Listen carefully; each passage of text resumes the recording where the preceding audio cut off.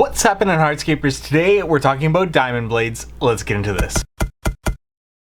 So if you don't already know, I'm the host of a podcast called the Hardscape Podcast, where we have experts, industry leaders discuss certain topics, everything from tools installation to marketing, sales, and owning and operating your hardscaping business. So if you're not already subscribed to that, go check out the How to Hardscape Podcast. And the reason why I bring this up is today we have Paul Guth on the show. He's the co-founder and CEO of IQ Power Tools. They are manufacturers of saws with integrated dust collection systems, and they also have their own diamond blades for their saws. And we talk about what goes into a quality diamond blade, what you should be looking for, and how to maintain that blade. This is something that I don't know much about, so it's always great to have an expert on the show to be able to discuss this. And we ripped the video from that interview, and it's a very visual interview, so we put it here on this channel for you to watch. So without further ado, let's get into that. And one thing that I don't know much about, and actually is probably one of the most requested topics that we have on the show that we haven't had yet, would be, the saws, the actual blades to them. You know, what makes an actual good blade? What makes an actual quality blade? Because there's no shortage of saws, of blades to, add to our collections. But in your opinion, Paul, what actually makes a good blade for the material that we're typically cutting, concrete, natural stone, whatever it might be in our industry? Well, that's a huge question. There's a lot of ways we could go with that.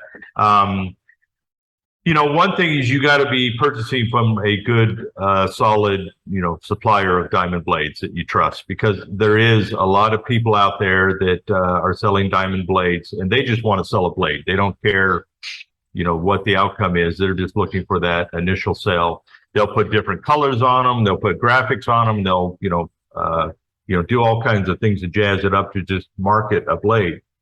But at the end of the day, it all comes down to, is that the right blade for your machine and the material that you're cutting? And that's going to take some experience on your part or the person that you're buying blades from. So it's usually better to be working with somebody that's local in your region that knows, what type of aggregate you have in your region or what type of products that you guys are installing, so they know that what type of blade to recommend for the particular tool that you have. And then as the end user gets more experience, he starts to see what blade works best with materials on each particular saw. And that challenge right there of selecting the right blade really put us in the diamond blade business, because we were selling a machine that had a 14-inch blade, the IQ 360. And we had a blade for it, and we would sell it with a blade. But then when the end user would go out and buy his second blade, and he would just buy whatever, he ended up with, whatever somebody sold them, it was whatever the bargain was. He puts that blade on the machine, and then it stops cutting, or it starts overheating the saw motor and things like that and the other components. And then they started calling us for service, say, hey, what's wrong with my machine? And the first question is, what blade are you using? And we actually did tests and got different blades in here. And you can cut with the machine with a wrong blade, and the amps really start spiking. The heat in the motor starts going up, and so you start damaging components. And that's really us going through that education told us that we really need to start designing our own blades to work with our own machines for particular materials. And so that's kind of what you see here for our IQ 362. We have 6 different blades here, depending on where you are in the world and what material you're cutting. And of course, they're specific because they have a Q-drive arbor. And, while that makes it a little more challenging, you got to use our blades, but we price the blades very competitively so that, and we can then clearly recommend the right blade for the job. And that's so important when people are using diamond blades. So one is you want to end up, use a good source, good quality source, somebody that you trust, and buy blades from that person that can really make good recommendations to your region. So that's kind of the beginning of the answer there. We can go into blade construction and how they're made if you'd like, and get into that more. But really finding a good source is the first thing. I would love to get into blade construction in terms of, their diamonds. How are the diamonds actually put onto the blades? What does it look like? I'm gonna completely leave this up to you because this is something that I do not know too much about. In terms of their construction, in terms of is there a diamond quality that goes into it? And then we can get into more of, I guess, the maintenance side of things. And how do we know when our blades are starting to wear down and such? So we'll go up to our kind of our close-up camera and we'll look at some of the different blades and how they're constructed. So for example, here we have this blade. This is called our hard material blade. And if we can try to go tight in here so you can see the actual segment. So this is a blade that has a random segment. And what that means is you see the little dots inside of the segment here. Yep. Those dots are actually the diamonds. Those are the little diamond chunks that are in this segment. And in this particular blade, it's laid out in a random pattern. And what that means is this part of the blade right here is the segment. It will be molded and put under high pressure and high heat. And it starts out as kind of a metal powder, and then it's heated up along with the diamonds that are put into this metal powder. It's put into a mold, and it's squeezed into this shape right here, and that makes a segment. And then the segment then is welded on to the core, and it's welded on right here. And that's how a diamond blade is made. So the real magic of a diamond blade is how they mix this matrix right here. There's different metals and there's different diamond compounds. There's different gradients of diamond. So designing this part of the blade to the type of material you're cutting is the real trick. Because what you want to have happen is, let's zoom out and I'll just talk about a little bit of diamond blade technology. If you look at the diamond close up, it's going to look like a comet. So there's going to be a chunk of diamond, and behind that chunk of diamond, there's going to be like this tail of metal material that's holding that chunk in place. And as this chunk grinds through your concrete, this tail is kind of the backer, and it holds that in place because it's pushing through the concrete. And what you want to have happen is you want the metal to be wearing away and exposing these new diamond at a proper rate to the material that you're cutting. So for example, if you're cutting very hard material, then you want a very soft bond that's holding this diamond in place. That way it's exposing diamond quicker. And just the opposite, if you're cutting very soft material, then you want a harder bond material that's exposing the diamonds slower. And that's kind of the whole, in a nutshell, the matrix of how the diamond blades are designed. So understanding the PSI of the material you're cutting, what type of aggregate you're cutting, in different parts of the country, the aggregate changes. And sometimes drastically, to where a blade that works, really good on the West Coast in Southern California may not work in the Ohio Valley, where they got different types of aggregate, or up in Canada as well. So understanding those regions and what types of, what is the hardness of the aggregate is kind of the start, and then the product that is being cut, is it a Teco block or a Nicolock or a Belgard? There's different things and in different regions. So matching the blade to those different regions. So again, going back to our blade, this is a random segment. So the diamonds are all spread out in kind of a random pattern. But also what we have, you see some of our other blades, is what is referred to as a newer technology, or an arrayed diamond. So I don't know if you can see this, but these diamonds are actually laid out in rows. Can you see that? Yeah, absolutely. So what that is it's kind of lining the diamonds up in a very strategic way so that they're standing in line, ready to be, cut, and like teeth. And then the next set of diamonds is right behind it, ready to cut as it wears away. So, and that's what is called an arrayed diamond. And that's what most of our blades are, the arrayed diamond type. because they wear very consistently and they perform very consistently. So, there's different reasons why you would have a raid or random. When you get into some very hard materials like this purple blade, actually the random will work a little bit better because it's a softer matrix releasing the exposing the diamond quicker. So it actually works a little bit better on really, really hard material, whereas a raid diamond works better for the softer materials, especially for our types of machines that we are using. So that's how a little bit of a snapshot. Also, different blades have different qualities. We like the silent core blades. I don't think this. Yeah, there we go. So that's not a silent blade. That blade right there. So you see how it rings? And you notice when you're running a blade, you'll get a very large whistle and ring out of a blade. So all of our other blades are not, they're silent core.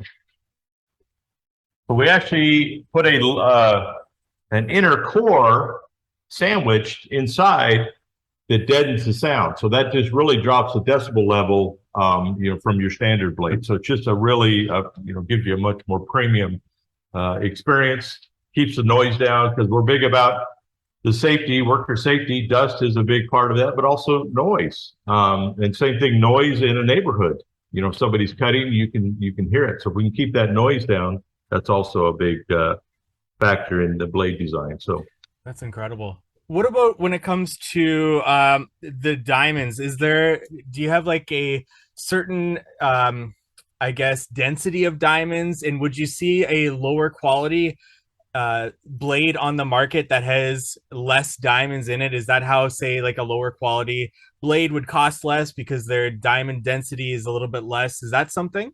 Yeah, yes. I mean, and that could be all over the map. Their diamond density could be less. It can be a very soft bond, and it cuts very fast, but it wears out very quickly. Gotcha. And that's something that's really common. Is they sell a blade that it cuts really good, it cuts fast, but there's no life to it. And that's the other thing is you want to balance. You don't want a blade that wears out in 3 days. These things should be lasting many, many days, if not months.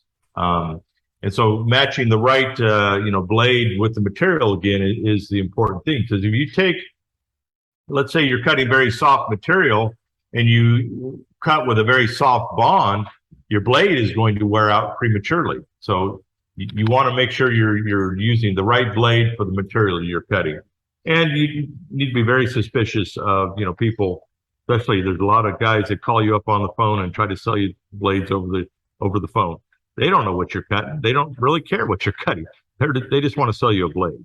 So again, that goes back to trying to find somebody regionally local that understands the materials in your area, the machine that you're operating, and they can make much better recommendations for you. That's great. Excellent advice. What about the size and shape of the actual segments themselves? I see on your desk there's many different sort of styles of those segments, even some that have teeth on them or even holes in them. What goes into the design of those segments and what materials they're cutting? Yeah, there is, most of our blades follow this kind of the same pattern here. We have different segment counts depending on the type of material you're cutting, because it's kind of like this blade has less segments than our black blade down there on the end.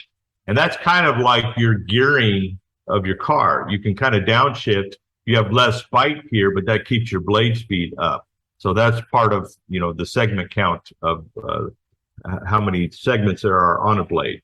And then there's the shape of the blade. For example, this M-seg blade is kind of a unique blade because it's made to cut very abrasive material that has very hard aggregate. And we actually developed this blade in Germany for our materials over there because they have really, really hard aggregate.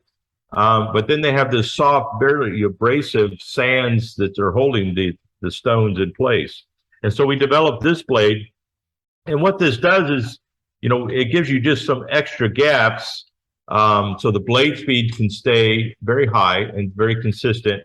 And it has the right segment and as a random segment diamond pattern to get through type of cutting. So it's just, again, it's just designing the segment to deal with the type of material you're cutting.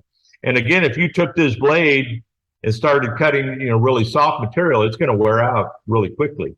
And that's not what you want. This is made for cutting, your harder materials with hard aggregate. So again, having that blade knowledge and, somebody that can explain that to the end user is very helpful. And, it's really why you want to work with somebody that, we have all this knowledge that we try to share.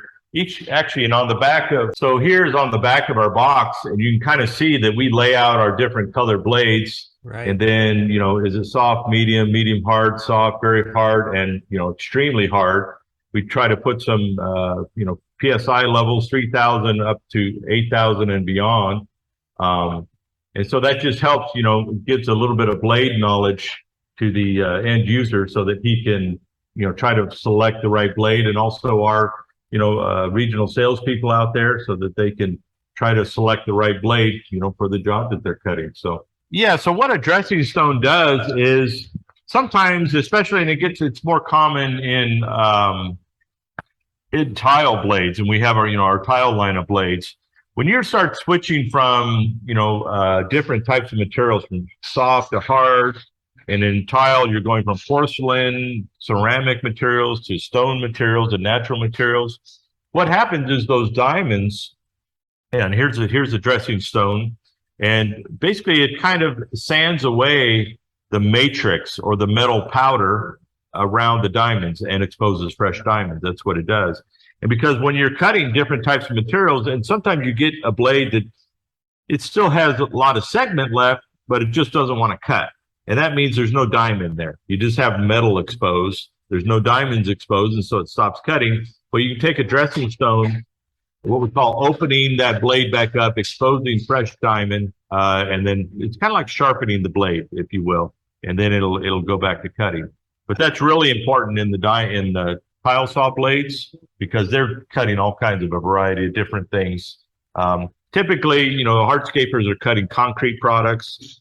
There's different aggregates and different brands, but they're really in a pretty close range. So the dressing stone, while it's good to have them, and if your blade stops cutting, use the dressing stones. You can open your blade back up and get it cutting. Because your diamond blade, some people don't realize, just because it stops cutting doesn't mean the blade is no good.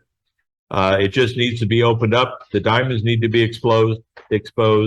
So you should be able to wear this blade all the way down to where there's no segment left, because there's diamond all the way down in that segment.